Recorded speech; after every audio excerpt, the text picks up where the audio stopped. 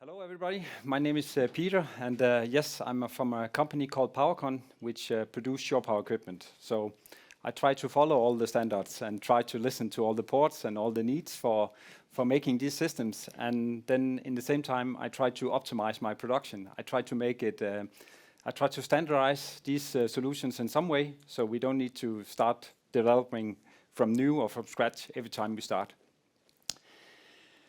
So my topics of today is to just briefly talk a little bit about the market, how we see it moved or moving.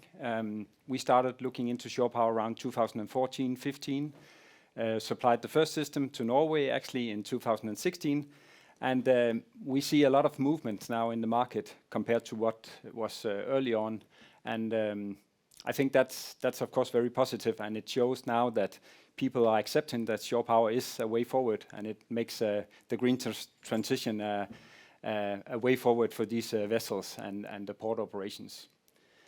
And then I have some examples of how we try to standardize and modularize these systems by using containers, shipping containers for kind of making modules to make our production fast, but also the installation time on site, and in overall to make these systems as cost effective as we can. And that's a way forward, and that's also something I think is very new in this shore power business, the way that we and some of our competitors are doing, trying to really optimize how we can produce and how we can install these equipments. So first of all, I just heard Maria mention that there is a difference between the strategy of the top management of these cruise owners and what they actually do, and I agree to that. But I would also say that we see a clear tendency that more ships are being converted, and now this is for cruise vessels. That's of course the biggest vessels, and there's also the ones that have the most complicated business case, because they have a huge demand of power, meaning a large equipment, and they are not that long at the quayside as we see as other vessels sometimes are. And just to show the timeline, just for us in PowerCon, how we have supplied, what we have supplied until now and what we're working on in terms of cruise systems alone. You see the calendar there showing how many systems and how it's moving forward. So we clearly see a tendency that this is getting along. This is picking up, and more and more ports in Europe, but also outside of Europe, is now looking into to these systems. So the container concept. I'm sure that most of you are aware of that a lot of this shore power equipment is installed in shipping containers. And the reason for doing that is what I just mentioned, trying to optimize the production, trying to do some standardization in terms of these systems, so we can make different kinds of sizes of these systems in a smart way and without needing to reinvent the wheel every time. So it's all about trying to make it modular, flexible, and it's trying to keep the cost as a reasonable level, and at the same time reach modularity and efficiency that serves the needs of ports and vessels. So these containers, that makes a huge benefit for the production-wise. It's a lot easier to produce stuff in a factory where you have a good environment, you have all your tools around you, you can work even if it's night, you have light around you, you don't need to stay outside in the rain and so on, and that makes a good efficiency in terms of production time, but it also makes a good quality, because you can make very good and robust systems where you have the best conditions for doing so. And also another thing is that when you do these modules or try to modularize these systems, you can also test it in your factory, and that also makes the installation time on site short, and it makes a good certainty that the equipment you put into these containers that works as you intended. So that's some very big benefits in terms of producing this equipment. When it comes to installations, again, especially when we are talking ports, many ports knows what a container is, but also shipping companies. So all the shipping, all the installation is very easy. Of course, there is some connections between the containers, but the thing about having a container and utilizing the equipment already installed in many ports, and also just for transporting on road, it makes it a huge benefit for the installation. And even though it's containers, it doesn't need to look like containers in the end.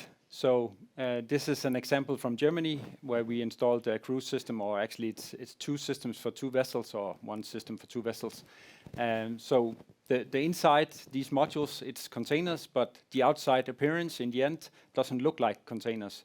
And that's of course an important part when you have a port where you are caring about the aesthetic of what you install. So in some cases it's an advantage to cover them. And the same now, we heard Maria talking about the system in Bergen for cruise. I just have a few pictures of the inside with the containers. It's also containers inside, but on the outside, that the final appearance is not looking like containers. So then I have some examples of these different types of vessels, and of course, mentioned a few times today, the shore power standard is very important, and it makes the most use of these systems because we assure that most vessels can connect if they are following the ISO standard. I also heard today that the Dash 2 was mentioned, and not sure if it's going to be further developed. I would say from my point of view, Dash 2 is something that we heavily invested in a few years back to make sure that we comply with it, but we never see it used, and I don't believe that it's going to be used. So for my sake, you could move it away again. It doesn't need to be here. The communication in terms of the vessels are very limited in terms of this methodology that was supposed in the Dash 2. And I also see that if it should be used as it is today, we need to work more with it because it's not complete. But anyway, for the cruise vessels, it's of course a lot of power. And the tendency we see is a lot of ports are moving ahead with going for 16 MVA at 11 kV and a bit lower at 10 MVA at 6.6. And that has a lot to do with the savings of the equipment, that if you can have a little bit low of power, you have the same current.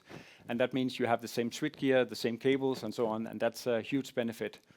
Then you use the frequency converter to lower the voltage, and thereby having only one kind of system for supplying both voltage levels. In terms of the connection on the key side, that's the tricky part, because a lot of ports are different, the key areas look different, and there's a lot of opinions about how the equipment should look like and also how it should operate. So in some places, ports are installing vehicles of a certain size, and these vehicles can be movable, so you have a connection point and you can drive the machine a certain amount of meters, and then you can connect the vessel. And the infrastructure to support these vehicles, of course, they need to plug in somewhere. They need to have power to connect to these vehicles. That's done in many different ways, and in some cases, like this picture from Southampton in UK, the whole system is installed inside the key with the covers on when it's not used. And that's of course expensive to do all these civil works, to have all this integrated. But in the end, it's a lot to do how do you use your key? Is the key only intended for cruise, or do you also use it for ro-ros or something else at other times? So you need to have a clean key. And of course, the electrical installation, it's significant. It's large. I mean, this box you see here, it's not a small box. It's like 1.5 meters wide, so it's heavy installation equipment. For container ships, we also see this segment is moving quite fast now. We are currently working on 3 ports for container vessels, and they all up to the standard in terms of the size, 7.5 MVA for one vessel. And then we see a lot of requirements for having the possibility to split for 2 smaller vessels. And that's of course to utilize the equipment, because a lot of the vessels are smaller in power consumption. The big vessels from 7.5, it's mainly if you have a lot of reefer containers, cooling containers on board the vessels, then they can use a lot of power, but a lot of the vessels is lower. So for that reason, we see a tendency of making this system that could supply 1 ship with maximum power or 2 smaller vessels with half power. Also, we heard earlier today that container vessels are different from a lot of other vessels in terms of they have the CMS on board the vessel. But we see a tendency that doesn't mean that you don't have a CMS on the quay side. You actually have 2 CMSs. You have one on the quay side and you have one on the vessel. And that's because you still need the flexibility. You don't always have the pit or the connection point right in front of the system on board the vessel. So in that sense, we see the need for flexible CMS on the quayside to make sure that you can dock the container vessel where it's needed for the cranes. It's not the shore power installation that's determining where the vessel are positioned. That's the cranes and the whole infrastructure and logistic of the container port. So for that reason, I think at least for the first systems we are installing now, we see the requirement for flexible CMS on the quayside, and then still having, of course, the cables coming from the vessel down to plug in. Then I just have a slide with fishing vessels, because I saw on the agenda that there was interest in fishing vessels, and we have done a few ports for shipping vessels, and we also see that they are quite low in power. A lot of them are low in power compared to other type of vessels. And for that reason, of course, we use the ISO standard also for low voltage. But if you look next to the, was this the pointer? Yes. If it works, it does. There's something here that's not according to the standard. And that's adapter to make it fit for CE connectors, 400 volt or 230. And that's, of course, to utilize or to maximize the usage of the shore power equipment, also for vessels not using the big plugs for connecting. And also, in relation to the CMS, we see a lot of different solutions on the CMS side for fishing vessels, for instance. Sometimes also the vessels have the cables on board. It's not something fancy like the container application, but just a cable that they throw aboard. And that's, of course, typically for the ones with very low power requirements, so they also have a small cable. And then it's important that you can make sure that you don't give them too much current, or you have protection in terms of current protection on these systems. Yeah, low voltage systems, typically also for us as a supplier, there's the discussion always if it's a mobile system where you have more or less the plugs and sockets directly on the container and you move it around, or it's a fixed permanent installed installation. Even though it's containers, it can be permanent installed, where you have kind of